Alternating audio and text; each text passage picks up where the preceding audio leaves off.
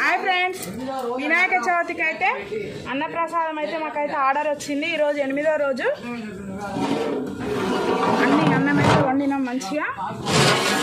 ఎక్కువ రైస్ కాబట్టి 85 కేజీలు 3 గిన్నెలలో వండినాం. ఇదైతే పప్పు, పరమన్నం, సాంబార్, దోసకాయ చట్నీ, పచ్చి దోసకాయ, ఇది కూడా ఇందులో సాంబార్. ఇవి వచ్చేసి బుర్రలు, పులిగూర,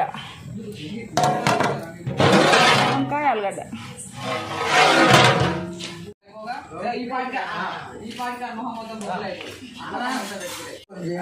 సాంబార్ ఒకటి చేత పట్టు.